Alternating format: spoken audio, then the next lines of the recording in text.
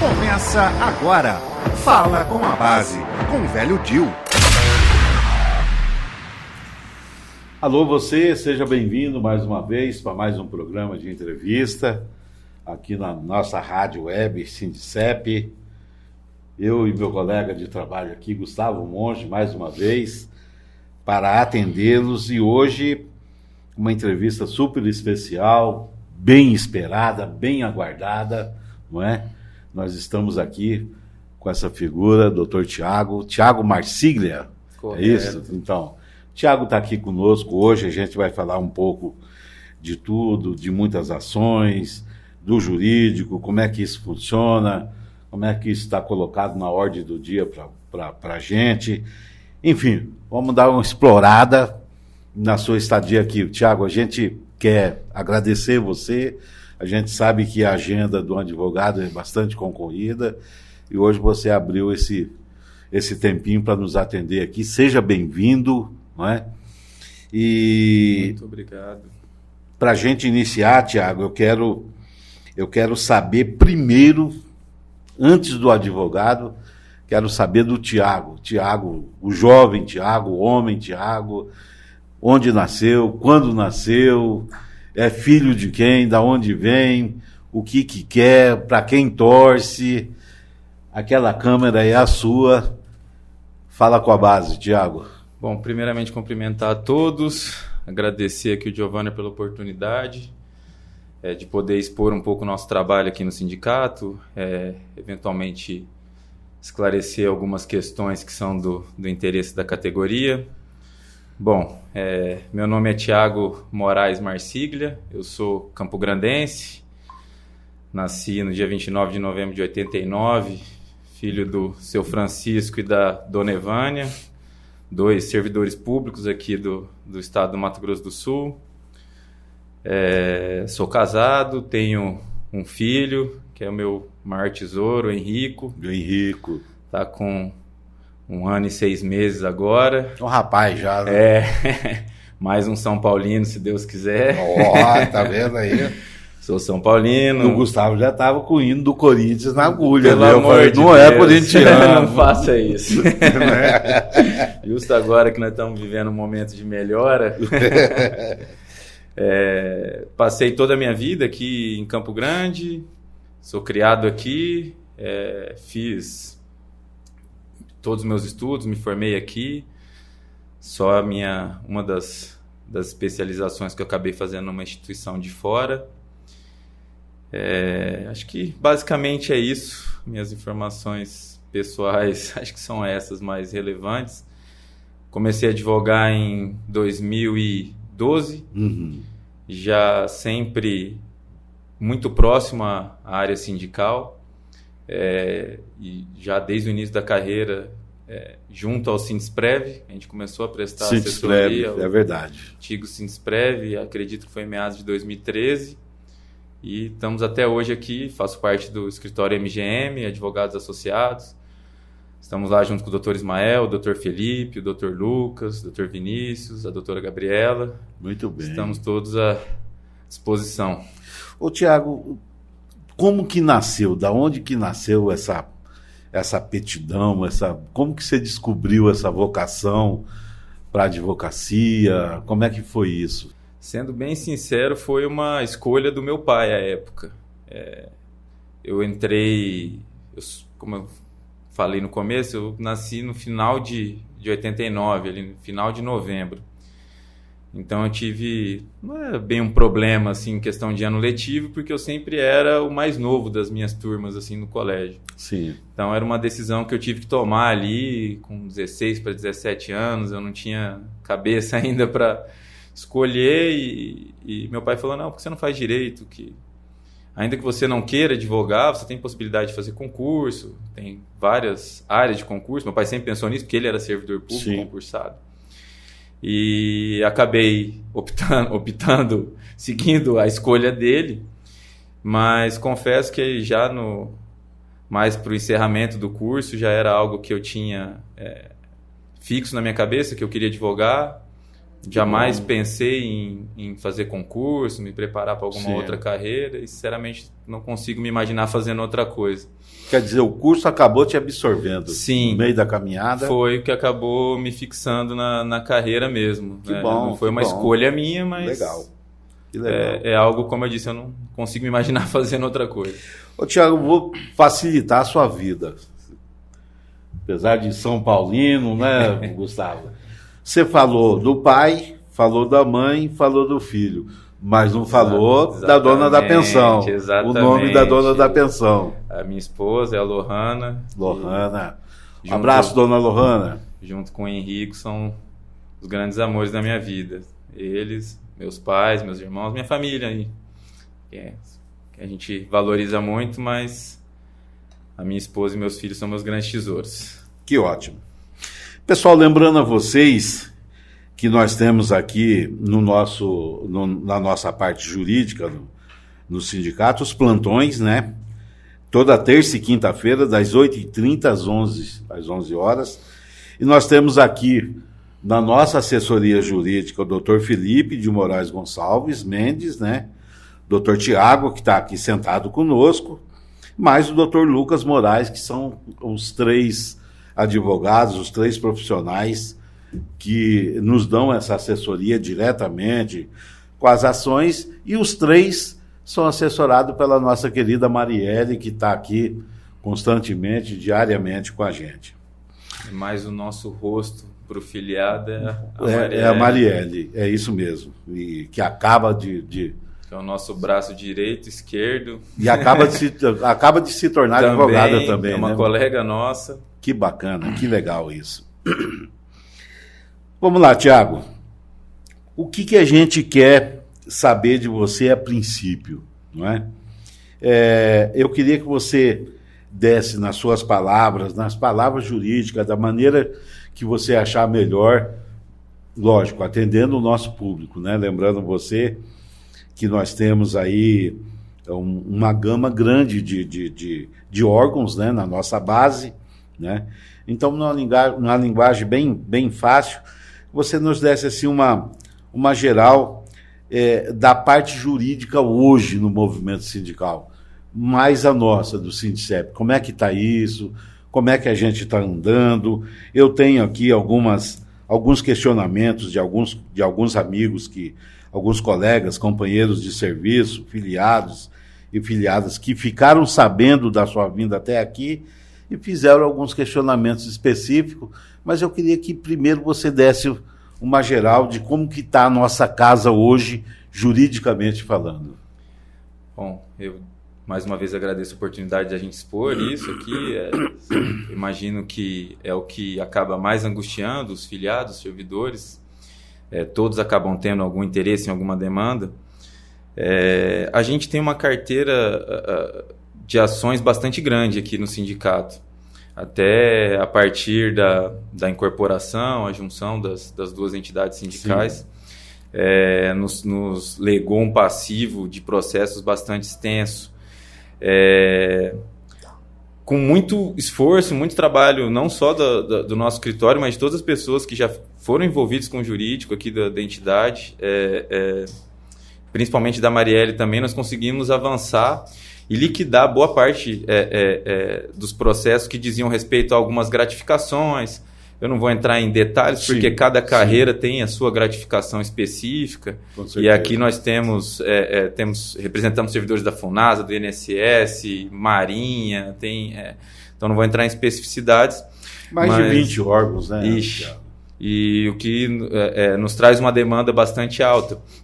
Mas nós focamos desde porque a incorporação nos trouxe um senso de urgência bastante grande de algumas ações que estavam próximos de prescrever, principalmente essas ações de gratificações. Sim. Então, num primeiro momento, a gente deu, de 2021 para cá, bastante atenção a essas ações, que foi o que mais gerou pagamentos, né, para os servidores, até porque, como a gente consegue executar individualmente essas ações, a gente consegue tirar da ação coletiva, e via de regra são períodos mais curtos, a gente consegue fazer o pagamento por por RPV, não precisa pedir precatório, não tem aquele procedimento que às vezes pode parecer que eu estou falando juridiquês, mas todo servidor público entende bem o que é o precatório, e todos os pagamentos judiciais são feitos dessa forma. Para além dessas ações de gratificação, nós temos algumas questões mais ligadas à rotina também dos servidores, algumas demandas em processos administrativos, algumas ações declaratórias de direito, como, por exemplo, a questão da conversão de tempo especial em tempo comum, que muitas vezes a pessoa não consegue visualizar de imediato e concretamente o benefício, mas são demandas importantes que o sindicato patrocina, a própria ação do DDT, a indenização por conta do uso do veneno, que mais focado nos servidores da antiga Sucana, que eu acredito que é o seu caso. Sim. Para além disso, algumas brigas que a gente tem também por conta de insalubridade, que foram cortadas servidores, que foi cortado servidores de maneira, a nosso ver, arbitrária, sem nenhum tipo de laudo prévio, como prevê a legislação. Acho que basicamente são essas as ações hoje que tomam mais o nosso tempo e mais preocupam, acredito, que os servidores aqui. Mas eu estou à disposição para responder especificamente sobre um ou outro. Entendi. Mas assim, já que você tocou nessas ações e a gente tem algumas questões sobre ela, eu vou pedir para você, por exemplo, o reajuste da H100. Em que patamar que está isso, doutor Tiago? Como é que está isso? Em que pé que se encontra essa questão do reajuste da H100? Essa questão específica da H100, a gente entrou com... Difícil até eu contabilizar aqui, mas são centenas de ações individuais. Eu acredito que a grande maioria, mais de 90%, já foram pagas até. A gente tinha um problema... Que bom. Porque avançou muito, então. Muito. A gente tinha um problema de conseguir executar o retroativo, mas ter uma dificuldade de fazer o órgão cumprir o pagamento, a implementação do valor correto. Sim. Então, teve alguns casos de alguns servidores que acabou ficando enrolados nessa situação, mas eu acredito que boa parte já foi resolvido. E como são questões que o valor às vezes muda de acordo com o servidor, a gente acabou optando por demandar individualmente, até para dar um pouco mais de celeridade. Até vou aproveitar a oportunidade para poder explicar um pouco das diferenças. Em alguns casos, a gente acaba optando, quando é algum caso mais de urgência, ou mesmo no caso de ações declaratórias, como eventualmente declarar direito à conversão, eventualmente algumas questões ligadas a regras de aposentadoria, a gente opta por uma ação coletiva. E algumas ações também que estão próximas de prescrever, a gente acaba optando para preservar o direito de todos. Mas, no geral, quando são questões mais específicas, que a gente consegue individualizar, principalmente questão de cálculo e valores, a gente opta por ingressar com as ações individuais por conta do prazo. Porque as ações coletivas elas têm um andamento razoavelmente célere até a fase, tecnicamente a gente chama de fase de conhecimento, que é a fase do processo em que a gente está discutindo quem tem direito. Então, eu estou lá alegando que o servidor faz jus a determinado direito, sim, a AGU, a procuradoria do respectivo órgão está dizendo que não. Enquanto isso não foi decidido ainda pelo judiciário com o trânsito em julgado, que é quando não há mais a possibilidade de alterar essa decisão, ela não é mais passível de recurso, o processo coletivo ele anda bem. Entendi. As dificuldades começam justamente quando encerra a fase de conhecimento com o trânsito em julgado e, a partir do êxito, a gente tem que iniciar a fase de cumprimento de sentença.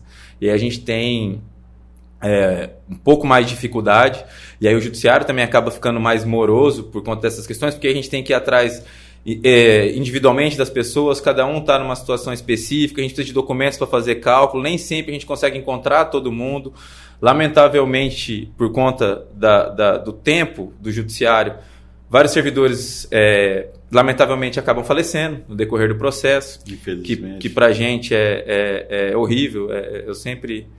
Hoje eu não estou mais diretamente no atendimento aqui, mas sempre quando eu estava, eu sempre dizia isso para os servidores, para mim é horrível quando a gente tem que habilitar um herdeiro, porque sim. Por mais que não deixa de ter o direito, mas o direito mesmo é do servidor, ele deveria gozar em vida. Com certeza.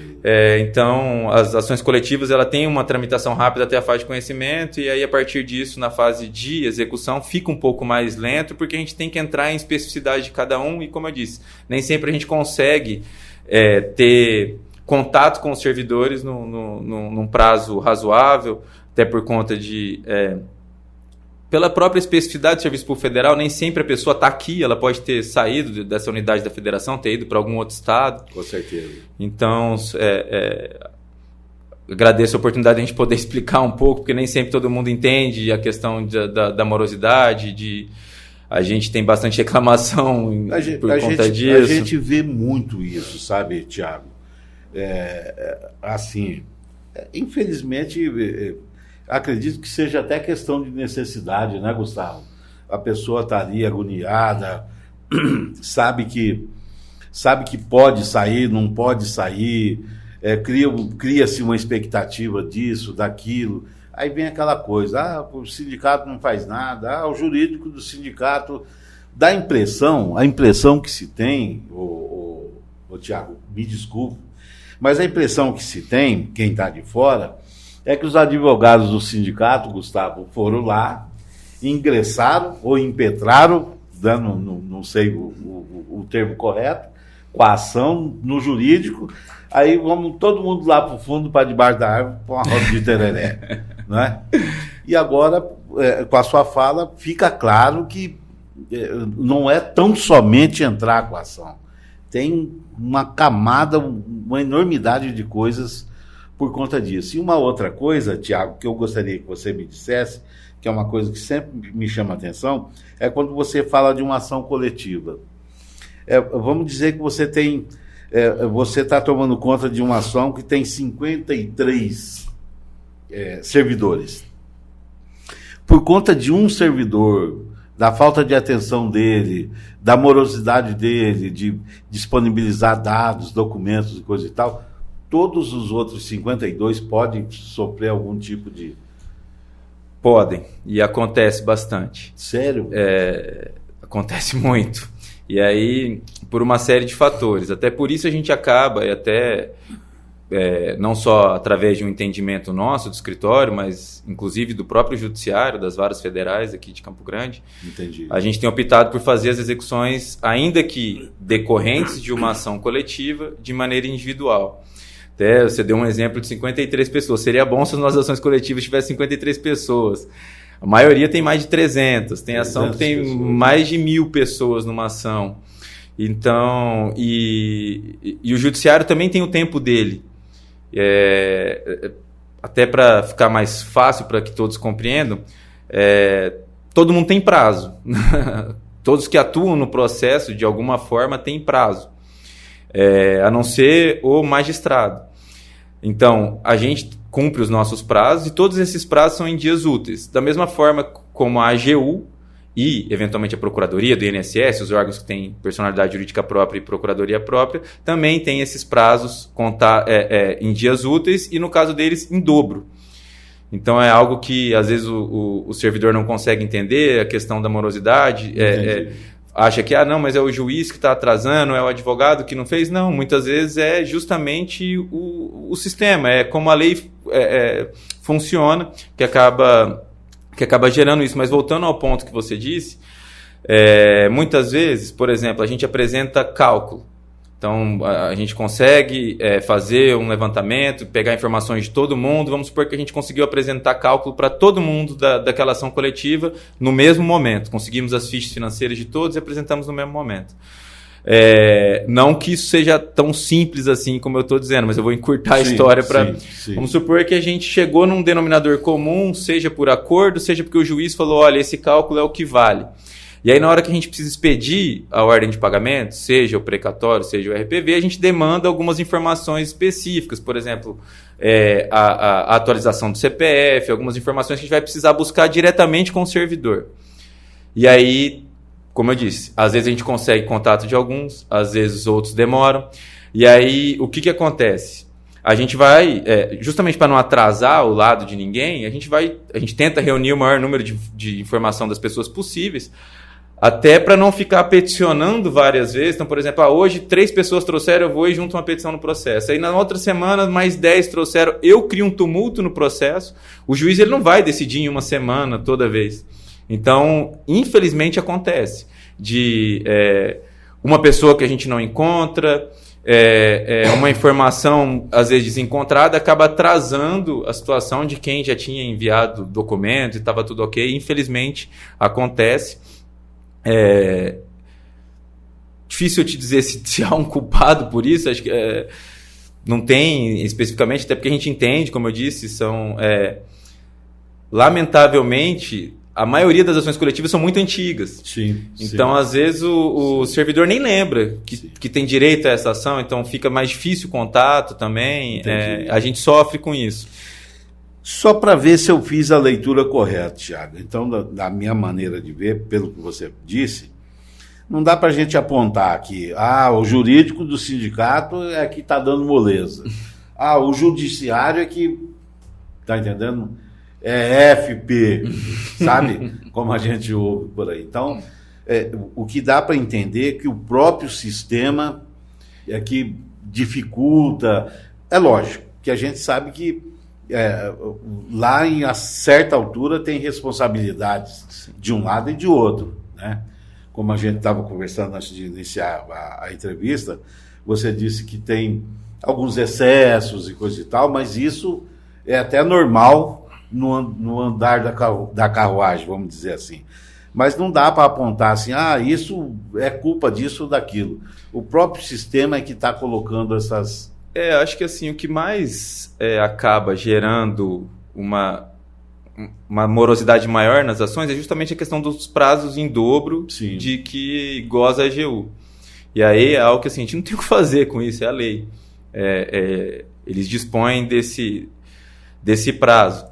E a gente, aqui até é uma crítica que eu vou fazer, eu acredito que a gente tem poucas varas federais aqui pelo tamanho, pela demanda da cidade de Campo Grande. Entendi. Que atuam diretamente, até se a gente for ver os levantamentos do CNJ, de números de processos, assim, o maior cliente, por assim dizer, do judiciário é a administração.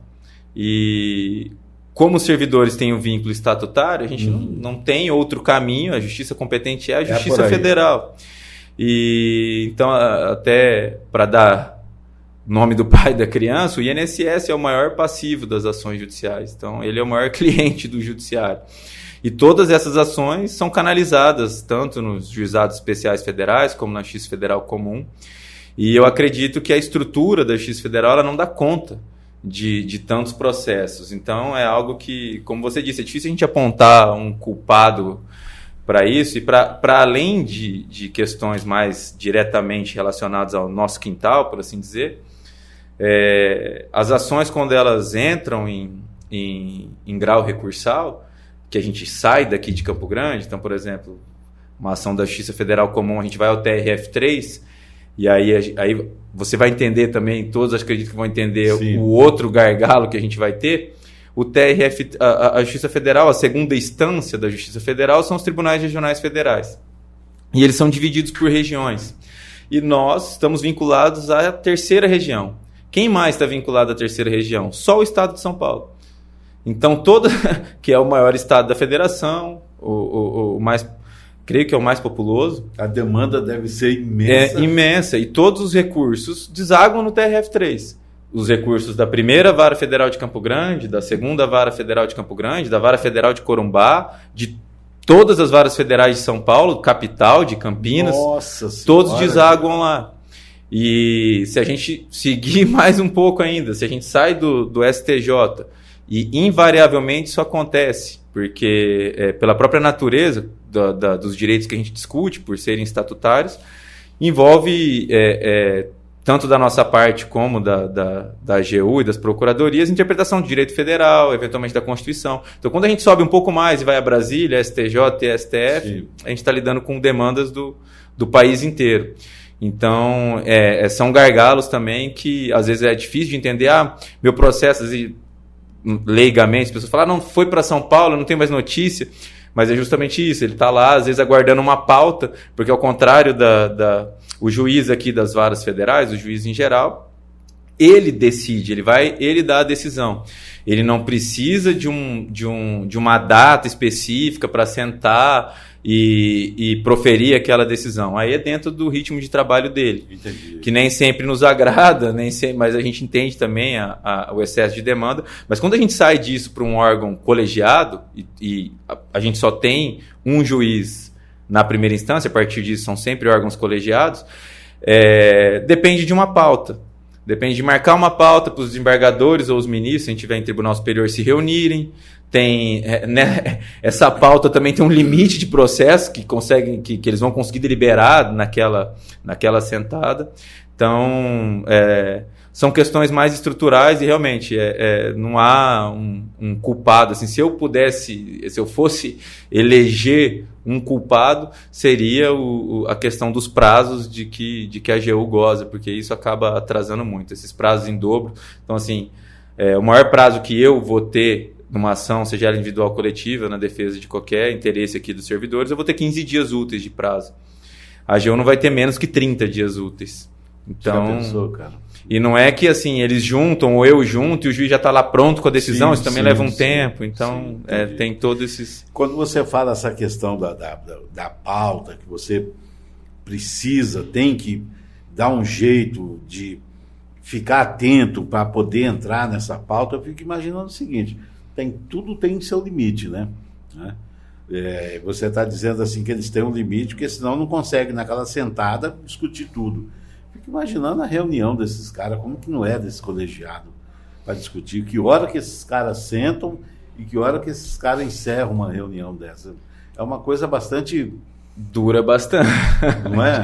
E assim, os tribunais eles têm dias específicos, então não é todo dia que tem sessão. Sim. Geralmente são as terças e quartas, então não é que, semana tem 5 dias, tem sessão todo dia, eles estão lá julgando todo dia, não funciona assim. E os desembargadores, ministros acabam tendo outro trabalho. Isso também ajuda na questão da morosidade, né? Porque sem não é todo dúvida, dia, né? Sem dúvida. E aí a gente, até hoje em dia, tem... que é uma questão, de certa forma, até polêmica, controversa, que para tentar dar conta de toda essa demanda, os tribunais eles começaram a instituir julgamentos virtuais, que é porque, via de regra, todos os julgamentos têm que ser públicos. E aí, a questão do julgamento público, eles marcam uma sessão presencial, estão todos lá. Aí, a partir da pandemia, isso começou a ficar mais... Quem começou, de fato, creio foi o STF, começou com julgamentos virtuais, e depois da pandemia isso se disseminou por todos os tribunais do país. Dá uma certa celeridade, ajuda, porque, até para explicar, eles colocam lá, a sessão ela geralmente dura uma semana, só que eles não vão sentar lá e debater o caso, é tudo virtualmente, então o desembargador ou o ministro ele vai incluir o voto dele lá no sistema, os outros vão incluindo, não tem muito debate, e a gente como advogado a gente tem uma limitação de influir naquele julgamento, porque quando é uma sessão presencial normal, tanto nós, advogados, como os advogados públicos, eles têm a possibilidade de fazer uma sustentação oral, que é justamente, para além do que você já escreveu, de tudo que você já produziu de peças no decorrer do processo, nesse julgamento você ir lá e ter direito à palavra, depois que o relator do processo faz o relatório. Então isso também atrasa, se você pensar que todos os advogados vão ter ali pelo menos 10 minutos para falar, mais os votos, as sessões são bem longas. Entendi. Eu quero falar aqui com o nosso filiado, com a nossa filiada, Tiago. Você disse uma coisa bastante importante, quando você diz que para dar celeridade é preciso que os prazos sejam cumpridos, e a questão das informações, quando o jurídico pede, isso é muito importante.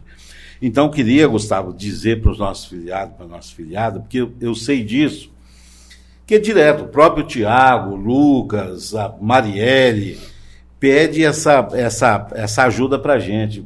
Gente, nós estamos procurando o seu fulano de tal. Alguém tem informação? Alguém sabe onde ele está? Qual que é o endereço? O endereço que ele tinha não responde mais, o telefone também não corresponde mais ao que a gente tinha aqui.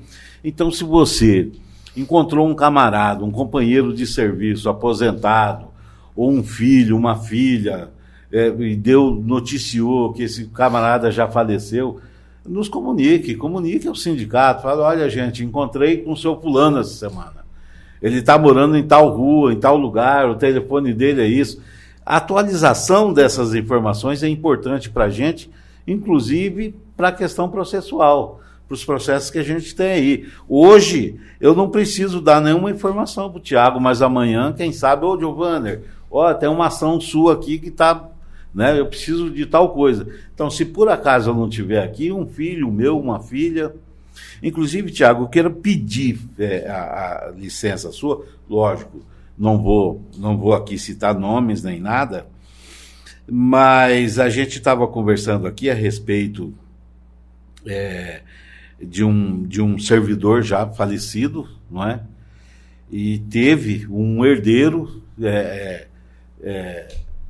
habilitado, né, para receber as questões que ele tinha no processo, e praticamente esse herdeiro está abrindo mão disso, por conta da burocracia, de enviar documentos, de enviar aquilo, diz que não tem tempo, isso, aquilo. E eu quero me dirigir a essa pessoa, se estiver nos assistindo, não faça isso. Com certeza o seu pai lutou muito para isso. Se ele hoje não pode usufruir desse direito, mas ele tinha certeza que um filho, uma filha, um neto, uma neta ia ter isso. Então não abra mão dos direitos do seu pai, da sua mãe, continue com o processo, se habilite com o Tiago, com o Lucas, com o Felipe, com a Marielle aqui, para que esse direito que você tem, pode a família estar usufruindo. Não é isso, Tiago? Sem dúvida. E é um dinheiro que ele retorna para os cofres públicos, se ele não for... se a pessoa não se habilitar, não quiser receber. E realmente não é caso isolado, não. Já algumas vezes, inclusive tivemos problemas dentro de algumas famílias, porque você imagina, se numa ação coletiva, como a gente comentou aqui, uma pessoa às vezes acaba atrasando os outros, imagina numa habilitação que são todos da mesma família. O juiz ele quer saber por que tem informação só de um, por que do outro não juntou, e muitas vezes atrasa para os próprios irmãos familiares, porque um não quer, acha que dá trabalho, que... Então, assim, e eu acho que o mais importante é o que você mesmo já antecipou, Giovanni, é um direito do servidor. Sim. E muitas vezes ele partiu contando que ele teria recebido aquilo em vida e ainda que ele tinha um conforto de que se ele, por acaso, por alguma razão, ele viesse a faltar antes do recebimento, a família dele receberia. E, para além disso, até para valorizar o próprio trabalho que a gente desenvolve aqui no sindicato, quando a gente chega nessa fase de pedir documentos para pagar, é porque teve um longo caminho que foi percorrido para a gente chegar até ali. Então... Com certeza.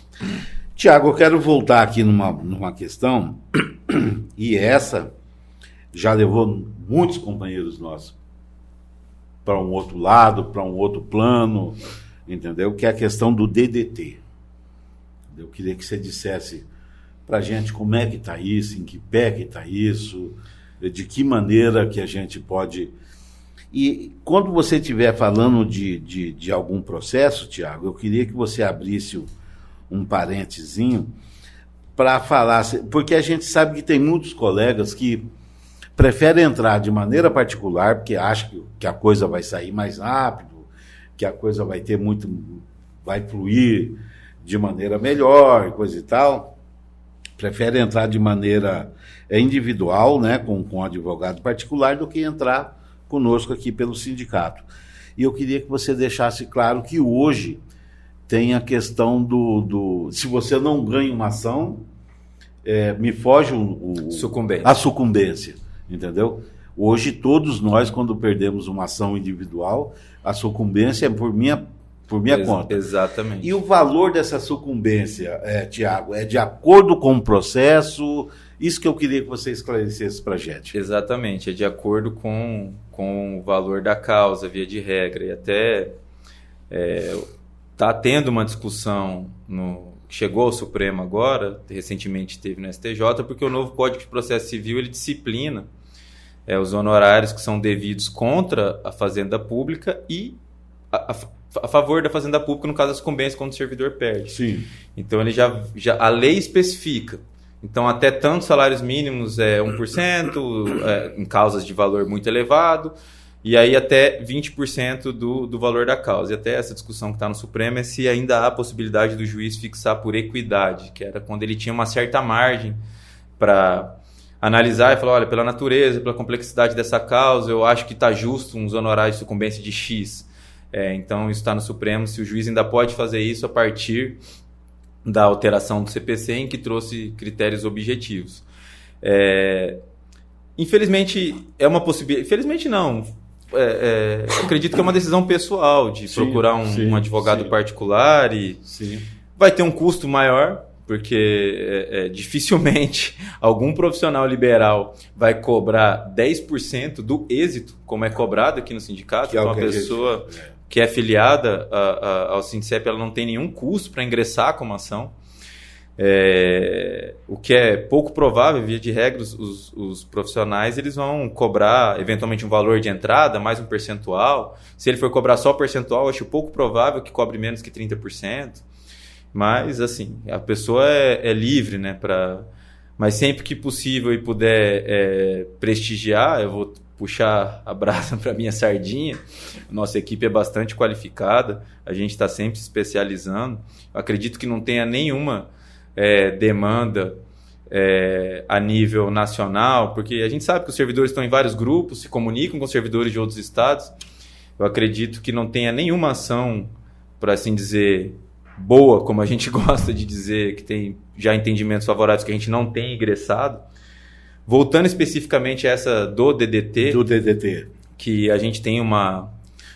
Já que você falou em equipe, só um instantinho, mandar um abraço, né, lá para o Dr. Felipe, mandar um abraço para o Dr. Lucas e mandar um abraço aqui generoso para o Dr. Ismael, que é uma figura que a gente gosta muito, admira muito, já caminha com o Ismael há muito tempo na política sindical. Ele está aí há muitos anos. E quando estiver presencialmente com ele, diz para ele que o programa Fala com a Base mandou um abraço para ele e que está aberto um convite para uma hora dessa ele vir aqui falar um pouco da história dele, dessa relação dele com o movimento sindical. Tá seria ok? Muito bom, porque tem bastante história. Ali tem história, né? São muitos anos. Seria bem Vamos ao DDT então, Thiago. Essa é uma questão que desde que a gente foi contratado aqui em 2013 atormenta todo mundo. Sim.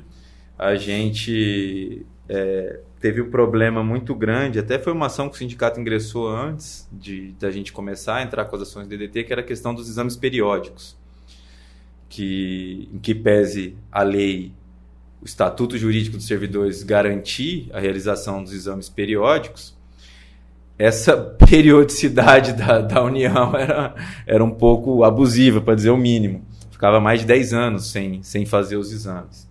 E essa foi uma ação que a gente havia ingressado até antes.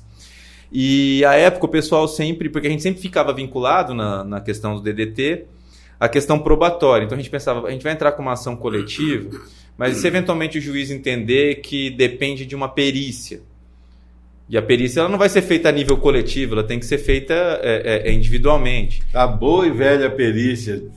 Isso atrasaria muito. E aí, nesse meio tempo, graças aos servidores que estavam mais próximos aqui, debatendo com a gente, é por isso que a gente, até mudando um pouco, é muito importante que os servidores frequentem os plantões, venham, porque muitas vezes é numa conversa com o servidor que dá uma luz pra gente. Joga peso nisso. A gente descobre alguma... Olha pra ali, Thiago, e joga, convida o cara. Sempre que vocês puderem, todas as terças e quintas, das 8h30 às 11h aqui no sindicato. Quem não puder, quem não for de Campo Grande, pode fazer agendamento, a gente dá o retorno por telefone.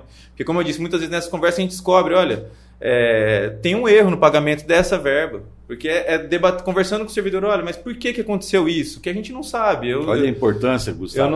Eu não sou servidor, eu não recebo olerite mês a mês, então é sempre muito importante isso. A gente acaba descobrindo algumas informações e nessa questão do DDT foi uma dessas. Até eu não me recordo, deve ter vindo acho que foi você mesmo à época.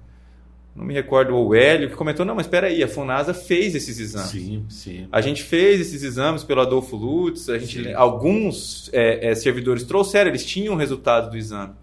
Trouxeram para a gente e a gente ficou nessa luta, pedindo, mandando ofício para a Funasa, para o Ministério da Saúde, cadê esses exames? E eles nunca forneceram para a gente. A gente conseguiu ter acesso ao grosso desses exames, a grande maioria, com o auxílio, até foi fundamental, do Ministério Público do Trabalho, que, em tese, não teria nem competência para atuar, porque não tem nenhum seletista aqui, eram todos, que pese alguns lá atrás, na Sulcam, na Funasa, tenham tido um período curto, seletistas, são todos estatutários, mas enfim, eles conseguiram. A gente teve algumas audiências lá no Ministério Público do Trabalho e foi a partir de determinações deles, de provocação do Ministério Público, que a gente teve acesso a esses exames. Aí, com o exame na mão, a gente já tinha uma segurança maior por conta de um certo consenso científico. Sim. Eu não vou entrar em meandros, porque também não é a minha área, mas tem um nível específico de contaminação que, a partir dele, é confirmada a contaminação. Com certeza. Não é certo que você vai ter uma complicação, mas a espada de Damocles está ali na sua cabeça. Com certeza. Pode ser que você tenha a partir daquilo. E aí, com esses exames, a gente se sentiu mais seguro para entrar com uma ação coletiva. A gente ingressou com essa ação e teve a União... O primeiro questionamento deles foi a questão de competência. Eles alegam que competência da X-Trabalho. E aí, infelizmente, a gente está perdendo tempo com essa discussão, que a gente discorda disso, o vínculo é estatutário. E isso hoje está no Supremo Tribunal Federal, essa discussão. Eles conseguiram reverter no Supremo, a União vinha perdendo em todas as instâncias, no Supremo, com uma decisão, agora não me falha a memória, foi uma decisão monocrática do ministro André. A gente teve, no final do ano passado, eu e o Dr. Felipe, nós estivemos em Brasília, fomos ao gabinete dele conversar, despachar, explicar a situação e a angústia que os servidores têm, porque ali ele não vai decidir se tem direito ou não tem direito, se faz jus ou não faz jus uma indenização, ele vai falar só qual ramo do judiciário é competente para processar aquela demanda. E está aguardando o julgamento de um recurso nosso ainda. A gente teve, para além dessa ação coletiva, que está nessa situação, a gente entrou com algumas ações individuais. E aí é difícil eu falar porque cada uma está Sim. Depende da data em que foi ingressada, das provas que foram produzidas, se a pessoa já tinha o exame ou não. Mesmo com o exame nas ações individuais, a gente sabe que a defesa sempre pede a realização da perícia, então é pouco provável que numa ação individual, mesmo a gente tendo o exame comprovando que tem a contaminação, não passe por uma perícia, o que acaba atrasando um pouco mais. Então a gente... Não vou dizer que a gente tem ainda uma expectativa bastante grande e boa com relação à ação coletiva, justamente porque a gente entende que, passada essa questão da competência, como a gente já juntou todos os exames ali, e é pouco provável que o juiz determine uma nova realização desses exames com um grande número de pessoas, eu acho que ali a gente vai ter um andamento mais rápido nessa questão da definição. E aí a gente sendo bem sucedido nessa ação, aí a gente executa individualmente, que como eu expliquei antes, anda mais rápido dessa forma. Mas infelizmente hoje ela está, por assim dizer, ela está parada no Supremo para decidir qual ramo do judiciário é competente para processar. Se é a Justiça Federal Comum, se é a Justiça Comum Estadual. Por hora, eles estão. A última decisão é que deveria ter ido para a Justiça do Trabalho, que a gente até acha que foi o ministro foi induzido a erro, porque não tem nenhum seletista. Até as decisões que ele cita como paradigma são questões de seletistas, que não é o caso. E ele pode, com certeza, ser induzido a isso, né? Pode. A demanda que ele tem para julgar é bastante grande. E é um problema que a gente tem, é uma dificuldade prática, que a AGU ou as procuradorias eles têm um contato muito mais próximo com os membros do Poder Judiciário do que a gente. Ô, Tiago, tem uma coisa que está aqui na minha cabeça, que está, assim, meio que clareando. A gente escuta isso muito dos companheiros e companheiras na base, né? Principalmente os mais simples, os mais humildes e coisa e tal, que às vezes alguém chega na gente e fala bem assim, pô, Giovanni, ô Gustavo, ô Hélio, ô Maria Helena, ô Jorjão, não dá para vocês falarem para esse juiz entendeu? Que o meu pai morreu de câncer por causa desse inseticida. Não dá para falar para o juiz, leva uma foto do meu pai acamado para ele ver como é que está. Então, na sua fala, não, o cara está lá para determinar qual o ramo que vai decidir. Então, a gente sente um distanciamento muito grande da questão humanitária aí. É uma questão totalmente técnica, né? Então, tem alguns companheiros que falam bem assim, pô, por que o sindicato não faz uma equipe, junta alguns companheiros e vão procurar os parlamentares, vão andar, mostrar foto, mostrar isso, mostrar... Até que ponto esse tipo de ação poderia ser positivo ou negativo? Sinceramente, a gente faz bastante isso, de juntar informações, principalmente em ações individuais. A nível dos tribunais superiores, eu acho que surte pouco efeito. Porque eles, de fato, têm esse distanciamento. Porque eu penso que pode dar até um efeito contrário. Eventualmente, efeito contrário eu creio que não, mas assim, como eles, por definições da lei, eles não lidam com o direito material, por assim dizer, eles vão analisar mais questões processuais, questões que estão acima ali dos interesses das partes. Que é o que eles estão lá para fazer. É algo que não vai sensibilizar. Mas assim, é algo que é recorrente nos atendimentos. O pessoal questionar, falar, olha, eu estou com câncer, eu já tenho 70 anos. A gente junta essas informações no processo, sempre a gente pede prioridade de tramitação, seja por doença grave, seja por idade. Mas eu tenho que ser sincero também com todos. Basicamente, das ações coletivas, eu creio que 100% das ações coletivas do sindicato, elas têm prioridade de tramitação, porque a maioria são idosas, são ações que... Só que, infelizmente, são várias ações com prioridade também, então acaba... Com certeza. Infelizmente, não é o fato da gente conseguir que o processo tenha prioridade de tramitação que vai fazer com que ele seja célere, como a gente gostaria. Entendi. Infelizmente. Entendi. Tiago, fala pra gente um pouco sobre a conversão do tempo especial em tempo comum. Como é que está isso? O que ganhamos até agora? Quem tem direito? Quem não tem? Por hora, a gente tem... não são decisões definitivas, são decisões provisórias, que a gente chama, em tutela de urgência, em que foi deferido aos servidores... Foi declarado esse direito à conversão do tempo especial em tempo comum para fim de aposentadoria e ou abono de permanência. A época que nós ingressamos com essas ações, ainda não havia ocorrido a incorporação da entidade. Então, quando ingressamos com essa ação, acho que foi meados ali de 2019, final de 2019, início de 2020, nós ingressamos com 4 ações. Uma contra a União, uma contra o INSS, uma contra a Anvisa e uma contra a Funasa, que são os outros entes que têm personalidade jurídica própria, então eles respondem por eles próprios no processo. Em todas essas ações, nós conseguimos a tutela de urgência. O juiz deu a tutela, determinou a administração que recebesse os requerimentos administrativos, né, que ele falou, converte aí para todo mundo. Ele falou, não, os servidores têm direito a essa conversão, e eles vão fazer os requerimentos administrativos, vocês vão avaliar, vão converter e vão fazer a averbação da contagem. Entendi. Como eu disse, todas as ações foram deferidas a tutela de urgência, liminar, porque eu acho que o pessoal entende melhor quando a gente fala liminar. Sim. Especificamente com a ação que é contra a União, justamente por conta da incorporação, até a gente conseguir o registro, junto ao Ministério do Trabalho, da incorporação, o registro final, o juiz ele entendeu que, olha, eu vou suspender os efeitos dessa decisão que eu já dei até que o sindicato prove que ele está regular junto ao Ministério do Trabalho. A gente já prestou essas informações no processo, isso gerou uma confusão grande, principalmente no Ministério da Saúde, porque eles já estavam cumprindo essa decisão, já estavam recebendo os requerimentos administrativos. Para algumas pessoas, se não me falha a memória, já tinha até feito a verbação. Sim. E aí, a partir disso, quando ele suspendeu, eles pararam. Então ficou só que isso só nesse processo contra a União. Então, os servidores do INSS não têm nenhum problema quanto a isso, em que pese a gente ter já notícias de que a administração tem negado em alguns casos. Então, desde já eu já peço que, nesses casos, vocês procurem a gente nos plantões de atendimento jurídico.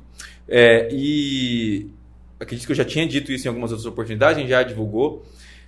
para que a gente entre com ações individuais também. Então, quem sim. puder vir aqui e trazer a documentação para que a gente, para além da ação coletiva, que vai continuar em andamento. Vinculou um vídeo seu. É verdade, eu tinha gravado e tinha encaminhado. Sim. E aí, só voltando a essa questão da ação que diz respeito mais especificamente aos ministérios, a gente já fez a informação, até para acalmar todo mundo, o sindicato está regular no Ministério do Trabalho, isso é ponto pacífico, já apresentamos todas as informações do processo, mas aí volta lá no nosso início da conversa que o judiciário tem o tempo dele, ainda não foi analisada essa nossa manifestação.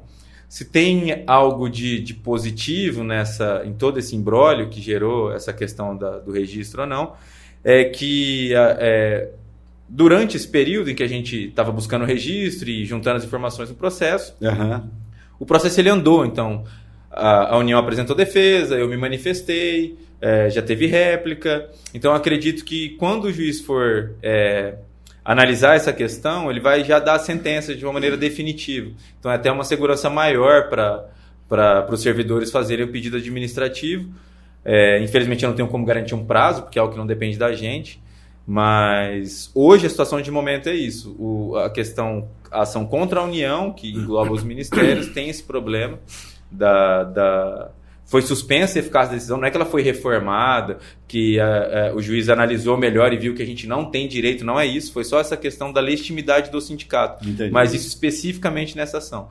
Então, os servidores, os casos que eu citei, Anvisa, INSS, FUNASA, podem fazer o requerimento administrativo sem nenhum problema, e se tiver algum problema pode trazer para a gente ingressa com ação individual também, sem problema nenhum. Até uma peculiaridade, para deixar claro, o que a gente faz, porque o direito em si da conversão é algo que o Supremo Tribunal Federal ele já declarou, e ele declarou isso, ele reconheceu repercussão geral a esse tema, porque era uma controvérsia que tinha no judiciário. Até 2019 eles não faziam a conversão do tempo já prestado sobre o regime jurídico único. Então você poderia converter, por exemplo, no caso de, eu tenho 3 anos na FUNASA de seletista ali antes de 87 e agora eu sou estatutário. Nesses casos o judiciário sempre entendeu que era legítima a conversão. Sim. O problema é já quando você era regido pelo regime jurídico único, eles entendiam que isso era o entendimento dominante à época era que isso era uma contagem de tempo ficta, então não era possível. Ainda bem que o judiciário avançou nesse entendimento de que não tem nada de contagem ficta, é só uma adequação, uma contagem diferenciada decorrente da condição especial. Via de regra, pelas normativas até que à época o Ministério do Planejamento havia ditado para regulamentar esses pedidos de conversão, os requisitos que eles exigiam eram draconianos e na prática ninguém ia conseguir nunca converter se fosse por aquela baliza que o Ministério havia ditado. Então, o servidor ter o LTCAT, o servidor ter um laudo de insalubridade, nenhum servidor tem isso, e é dever da administração ter todas as informações junto à ficha funcional do servidor. Então, a grande vantagem dessas ações coletivas que a gente tem é que a gente não está pedindo só a declaração do direito do servidor à conversão, porque isso o Supremo já decidiu que ele tem. A gente pede que o simples recebimento do adicional ocupacional, da periculosidade, da insalubridade, ele é suficiente para reconhecer a especialidade daquela atividade e fazer a conversão. E aí a gente pede isso porque é uma exigência legal, ninguém recebe adicional sem uma perícia e prévia para poder receber o adicional, da mesma forma que ninguém pode ter cortado sem uma perícia prévia. E como todos os atos administrativos, eles, até que se prove o contrário, eles têm uma presunção de veracidade e legitimidade.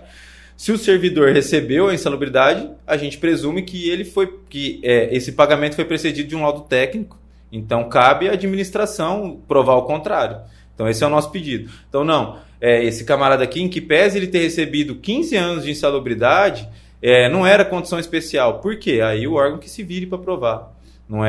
Não cabe ao servidor, que não tem obrigação nenhuma de guardar os seus documentos funcionais. Que, a princípio, eles queriam que o servidor provasse isso. E, basicamente, a gente volta até o exemplo da questão dos exames, do DDT. Sim. Ficavam todos alguns servidores tiveram acesso, conseguiram guardar, mas 90% ficou de posse da administração, como deveria ser. E a administração não pode se desfazer disso. Doutor Tiago, existe uma mesa setorial permanente do Ministério da Saúde, não é? Nós temos uma representante nossa nessa mesa, a Maria Helena Faria, a nossa diretora de administração. No dia 8 agora, ela vai participar da segunda reunião dessa mesa, não é? Essa mesa, ela é agora no dia 8, lá no plenário do Ministério da Saúde, né? Essa mesa, ela é composta por entidades sindicais nacionais, né? 4 representantes do CNTS-S, 4 representantes da FENASPES, mais o pessoal do governo federal, né? FUNASA, enfim. A pauta, né, dessa mesa de negociação é reajuste de GACEM, insalubridade, conversão do tempo especial e a questão das 30 horas, que foi justamente sugestão da FENASPES que isso fizesse parte da pauta de discussão. Ou seja, nada daquilo que a gente não discutiu aqui. Aí a gente vê, por exemplo, doutor Tiago, em algumas discussões de grupos, de WhatsApp, coisa e tal, algumas pessoas colocando assim para a base, isso é uma perda de tempo, o sindicato gasta dinheiro para ir para lá, o governo fica passando melzinho na boca dos representantes, e isso não acontece nada, isso não vira nada. Eu pergunto para o Tiago, entendeu? A sua opinião. Se a gente não vai para a reunião de uma mesa setorial, a gente vai discutir isso onde e com quem.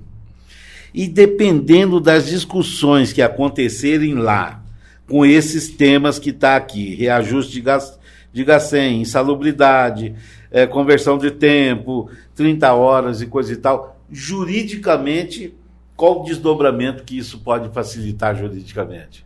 Eu vou primeiro começar com a questão da conversão, que essa negociação, esse diálogo permanente é muito importante para que a gente consiga entender como a administração vai disciplinar internamente. Quer dizer, isso você está me dizendo, então, que é importante a gente estar lá. Muito importante, muito importante. E mais importante ainda, com questões salariais. Reajuste de valor do ponto da GACEM, reajuste de valor da insalubridade, questões relativas mais diretamente a dinheiro, assim, não vou dizer, em algumas questões a gente ainda tem alguma margem jurídica, mas questão de reajuste salarial, reajuste do ponto da GACEM é 100% política, é 100% mobilização. Sim.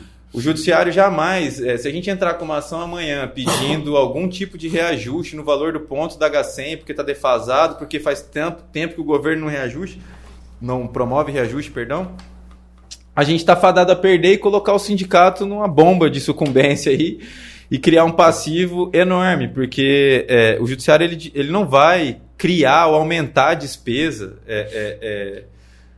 Tem súmula do Supremo nesse sentido, eles são muito restritivos nessa questão.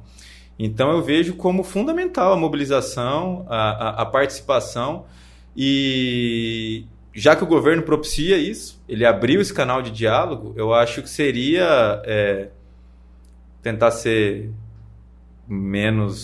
tentar ser polido, que seria pouco inteligente a gente não aproveitar essa oportunidade. A gente tem mais que ocupar. Exatamente. É algo que é curioso o pessoal não ter essa visão da importância disso, e eu acho que até a minha contribuição nesse assunto ela fica até um pouco diminuta. Acho que você mesmo, Giovanni, você é um exemplo disso, da história vinculada ao movimento sindical. Às vezes o pessoal que é mais novo acha que tudo nasceu da boa vontade de algum governante de turno e, infelizmente... Quem disse isso foi a Anitta, esteve aqui comigo, doutor.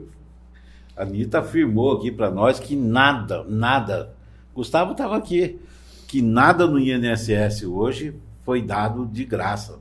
Ô, pessoal do INSS, vem cá, senta aqui conosco. Nós estamos te oferecendo isso. Tudo foi na luta. Não teve nenhum dos nossos governantes aqui, mesmo os mais ligados à questão trabalhista ou mesmo aos servidores públicos, acordou um belo dia e falou: olha, eu acho que a carreira do INSS está subvalorizada, eu acho que eu vou brigar lá no Congresso para mudar essa carreira, para dar um reajuste. Nada nasceu assim. E eu acho que até um pouco de falta de informação de algumas pessoas e de um certo preconceito, né? Que lamentavelmente foi disseminado em alguns setores, por alguns setores, em uma boa parte da população que não acredita mesmo no diálogo, nas soluções negociadas, mas eu reafirmo isso, questões relativas a salário, infelizmente ou felizmente, eu digo felizmente porque esse é um governo que está aberto, por mais que, e aí eu acredito até que o servidor ele tem que entender que é um processo de negociação.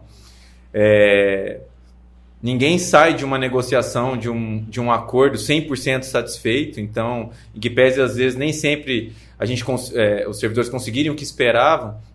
O simples fato de ter um canal aberto, de poder pressionar, de poder dialogar, eu acho que é fundamental. Sem isso... Às vezes não o governo sai 100%. Exatamente. Principalmente ele, né? Com a mobilização, mas dependendo da mobilização. O fato de receber o servidor e não as entidades que representam, isso é muito importante, porque a gente não teve isso nos últimos governos, até eu não queria entrar muito nessa questão, mas enfim, foi um fato que aconteceu no início do governo anterior, que a gente sofreu aquela paula, eu digo as entidades sindicais, que tiveram praticamente asfixiado na sua fonte de receita por conta de uma canetada, em que hoje a gente entende melhor o porquê. Então, assim, muitas vezes o pessoal que está insatisfeito com as novas regras de previdência, porque, vou ter que trabalhar mais, vou ter que pagar um pedágio maior, foi em um momento em que as entidades sindicais estavam asfixiadas financeiramente, elas não tinham acesso aos recursos. Com certeza. Então, qual a pressão que foi exercida no Congresso Nacional? Passou virou um senso comum de que há um déficit, precisa resolver, só pode ser assim, há um momento propício para ser votado. E os parlamentares votaram isso sem nenhum tipo de pressão, sem nenhuma mobilização. Algumas categorias organizadas conseguiram isso que fazer... eu ia te falar, ainda teve uma resistência, né? Teve uma resistência. Mas sem essa mobilização, talvez... se tivesse tido uma mobilização maior, quem sabe o dano tivesse sido menor naquela época. Por isso, Tiago, eu me arrisco a afirmar, entendeu, que o sindicato ainda talvez hoje a única ferramenta que a gente tem de defesa aos nossos direitos, de manutenção, de buscar novos direitos, ainda é o sindicato. Não tem para onde correr. Eu vou correr para onde, não é? Né? O que vou me associar à Associação do Banco do Brasil? O que os caras vão fazer por mim? Falando de salário, falando de direitos trabalhistas. Nenhum. Nada, a organização sindical, ainda não inventaram outra coisa. Tiago, para isso. Me diz, já estamos quase liberando você, cara, entendeu? Já estamos quase liberando, o bate-papo está muito bom, tenho certeza que bastante esclarecedor. E eu queria, assim, que você me dissesse, que é uma coisa que o pessoal vem perguntando muito para a gente, e a gente acha uma coisa assim bastante arriscada, que a gente está vendo muitos colegas, muitos companheiros se atirando nisso, entendeu? O que você tem sobre essa questão do PASEP, entendeu? E eu queria, até porque alguns colegas pediram para mim perguntar para você, o que nós temos a respeito do IBAMA, entendeu? Do DENIT e da FUNAI com relação ao GAPIM. Se você tem algum esclarecimento em relação a essas... Eu vou começar com a questão do PASEP, que eu acho que é algo que realmente tem tido muitos questionamentos nos plantões e tudo mais.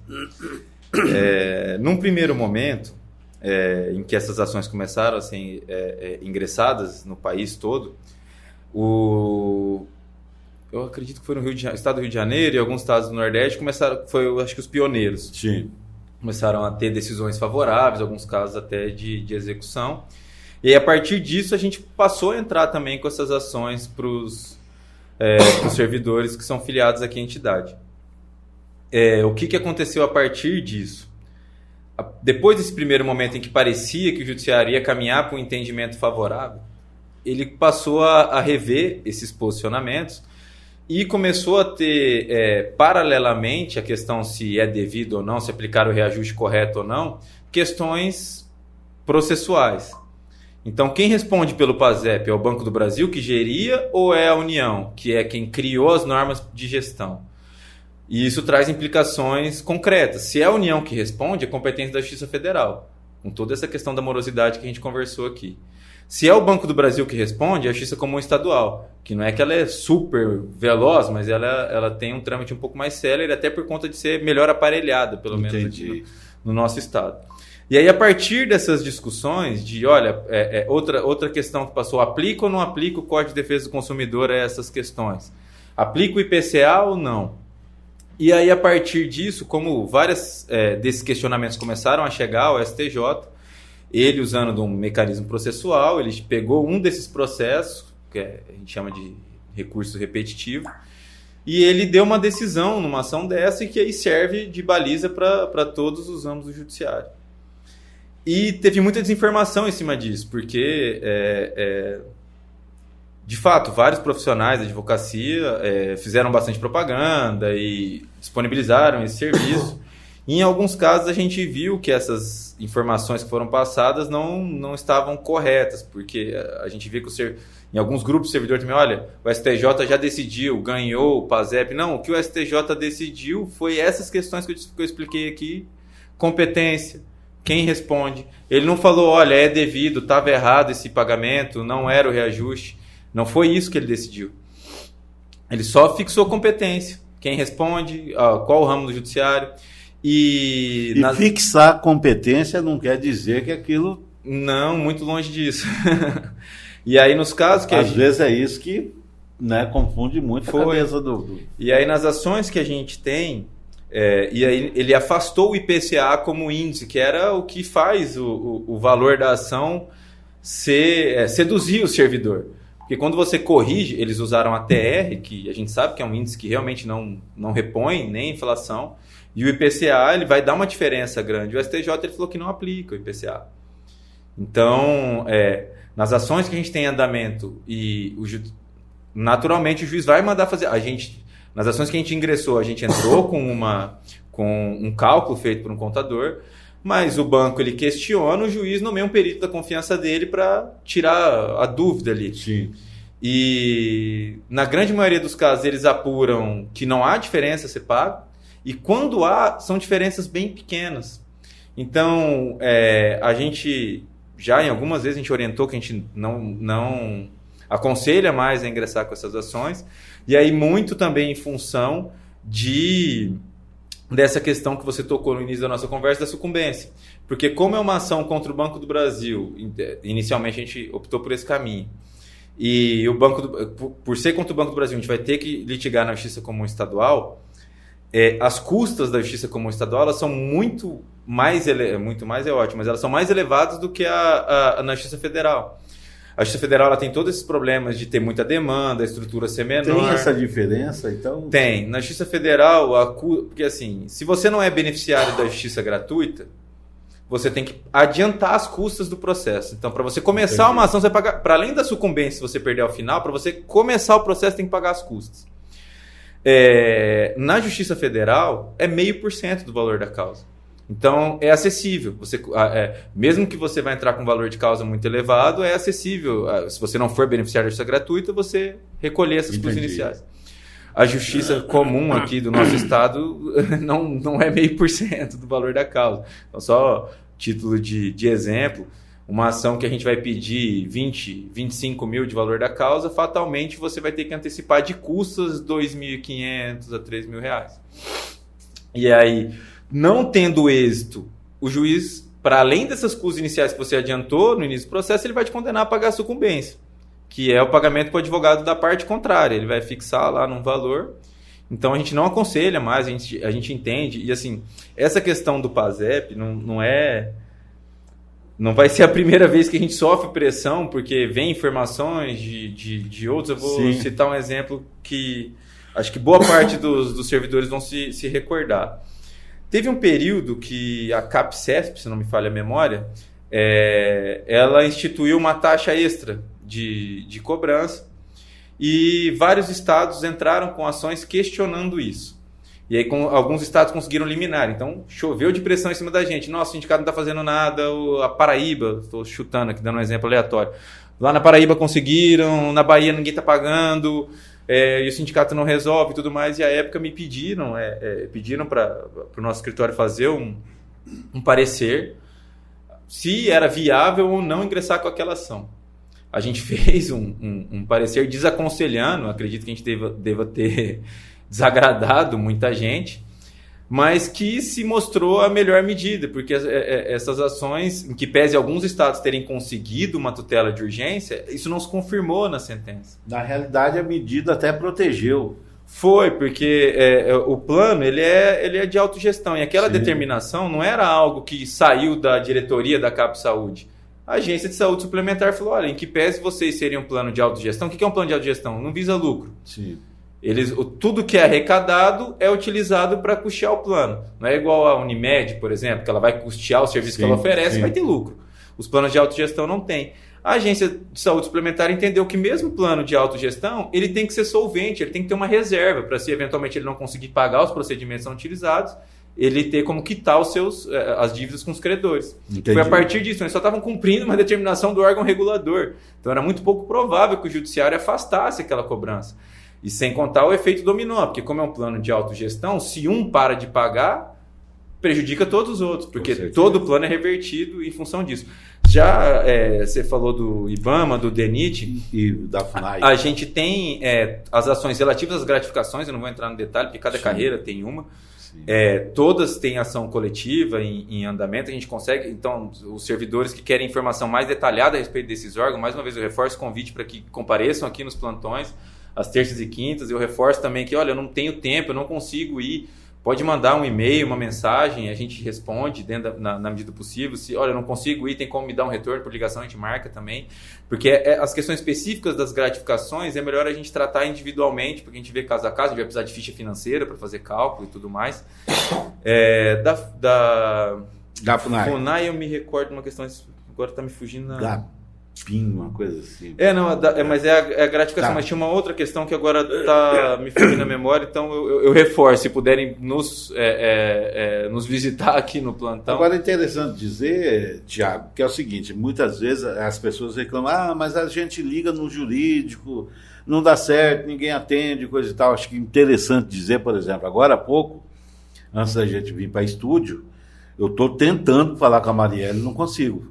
Entendeu? Porque a Marielle está com o telefone fixo na mão e o celular no outro. Então, o telefone não para, sabe, Gustavo? Então, é interessante dizer que, se for por via telefone, tem que estar insistindo. E assim, ter uma certa compreensão que é uma entidade que representa uma quantidade muito grande de pessoas. Sim. E que não só o servidor, então muitas vezes a gente tem aqui questões relativas aos servidores, mas a gente também tem pensionistas, herdeiros que também procuram constantemente. Então nem sempre a gente consegue dar a resposta no tempo que a pessoa necessita, mas a gente conta com a compreensão de que não é uma assessoria particular. E conta com organização também, Tiago. Sim. É importante dizer, Gustavo, que é o seguinte, para ser atendido aqui nos nossos plantões, se faz necessário um pré-agendamento. Não adianta vir aqui e falar, eu quero falar com o doutor Tiago, se o Tiago tem 5, 6 pessoas na agenda dele para atender. Então vai ficar bastante difícil. E é bom até... Desculpa te interromper, Giovanni. Não, fica à vontade. Se você deu o exemplo de como fica a Marielle aqui, se puderem nos visitar nos plantões, às vezes a pessoa que reclama que, mas é muito demorado, é muito moroso, ela vai ver como a Marielle trabalha aqui. E aí ela vai entender Vai ver isso em loco, como né? ela está com a caixa de e-mails lotada, o WhatsApp aberto, o telefone fixo na mão, tem outra ligação no telefone, a demanda é altíssima. Altíssima. E aí, vindo aqui, tendo esse contato Tô mais falando pra humano você, com a gente. tentei falar com ela antes de entrar em estúdio e não consegui. E é algo que, assim, que eu falo para todos, né? Para todos os servidores que às vezes... E a gente entende todo mundo, porque muitas vezes você está contando com aquele recurso. É uma ação que você sabe que ingressou faz muitos anos, você está ansioso para receber aquilo, é um direito seu. E muitas vezes a pessoa vem, descarrega um pouco das frustrações com relação à morosidade do processo na gente. E o que eu sempre falo é que a gente está no mesmo barco.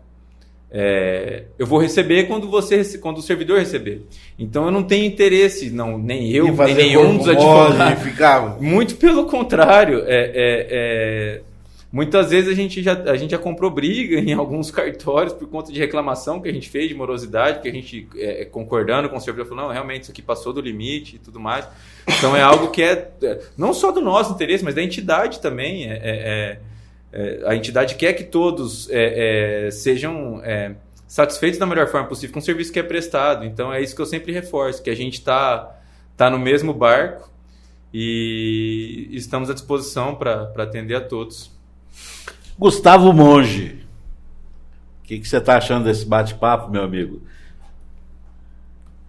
Muito bacana, muito esclarecedor, bem técnico, muito legal. Os filiados têm essa ferramenta agora, né, Gil, de ter o Fala com a Base, Sim. trazendo essas informações. Isso vai estar gravado. Sim. Tá com dúvida, vai lá, acessa de novo, assiste outra vez, 2, 3 vezes, compartilha. Isso é muito importante. Queria te falar isso, Gustavo. A semana passada nós fechamos um convênio com uma faculdade, né, com um centro de educação, né, com o STED de nível superior, né, e acabamos de fechar um convênio com o SESC, né, Mato Grosso do Sul. E hoje estamos conversando com o Dr. Tiago.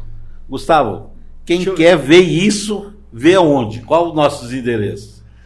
No site da rádio, né, sintcep.minharadio.fm, SintCep-MS, tá? Para você acompanhar lá na aba de vídeos, todas as entrevistas que já tivemos aqui. E, claro, nas redes sociais do sindicato também, @SintCep-MS, no Instagram e no Facebook. Tem as informações da INSTED, que é a faculdade que o Gil acabou de comentar, e também todas as informações do SESC para que você, filiado, tenha esse benefício também.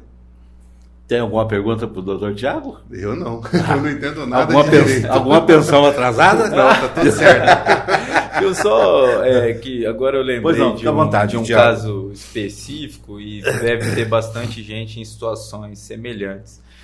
Eu não vou citar nome especificamente, mas a gente recentemente teve uma vitória numa ação de um servidor do IBAMA, em que, especificamente na situação dele, e não necessariamente igual à situação dele, mas eu tenho certeza que vários outros servidores estão em situação parecida, que estavam desde a emenda constitucional que foi promulgada em 2007, contando, olha, eu vou me aposentar com tanto tempo, estou fazendo minhas contas aqui, olha, 2020, 2021 ali. Se programando. Totalmente programado para se aposentar ali, e veio a reforma da Previdência em 2019, e ela veio com a redação do artigo 35, fez uma coisa que nenhuma das outras emendas fez.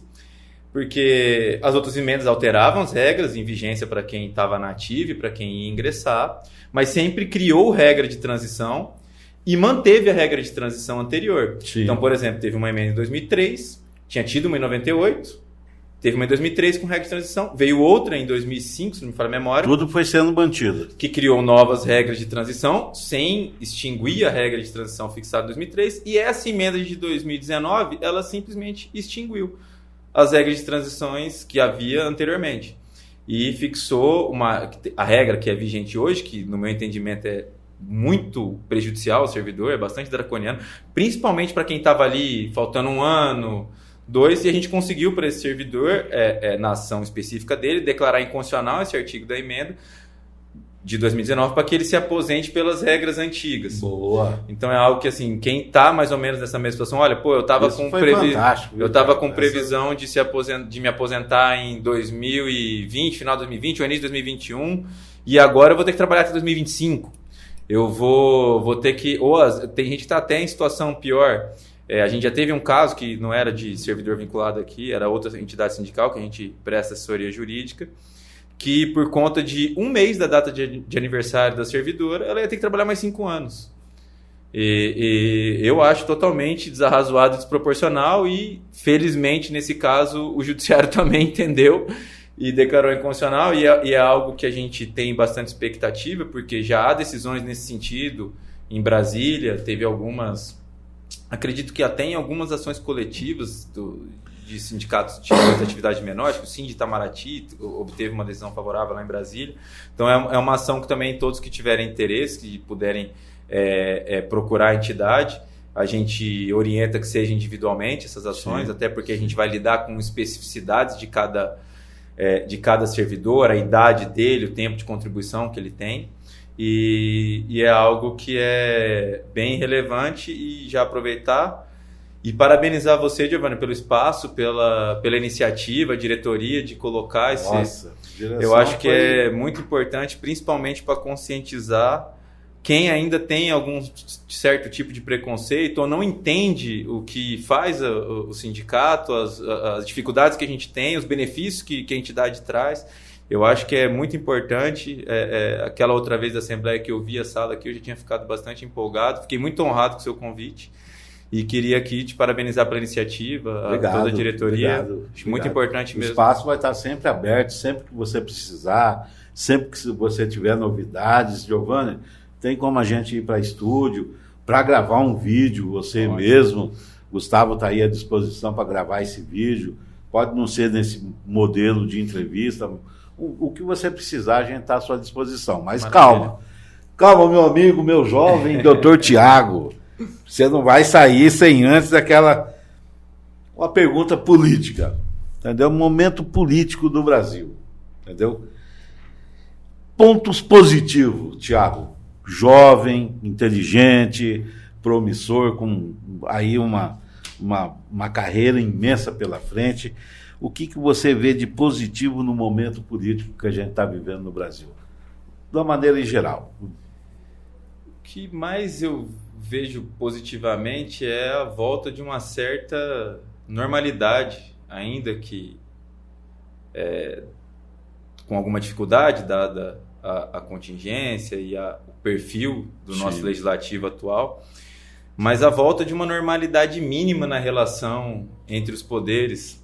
É algo bem pessoal, vou falar por mim, eu não vivi o período autoritário, da nossa história do Brasil, não vivi esse período, mas sempre gostei muito de ler sobre não só de períodos autoritários no Brasil e em outros lugares do mundo, e era algo que estava me angustiando nos últimos anos. E essa volta à normalidade, de mínimo de cordialidade nas relações, de não ofender deliberadamente as pessoas, essa questão no trato, nas relações institucionais, eu acho que, assim, para mim é o ponto mais positivo. As mesas, por exemplo, não tinha. Não tinha. E para além disso, a volta de um entendimento e claro, isso aí é uma visão política mesmo, e eu respeito quem pensa diferente, a volta de uma centralidade do papel do Estado no desenvolvimento do país.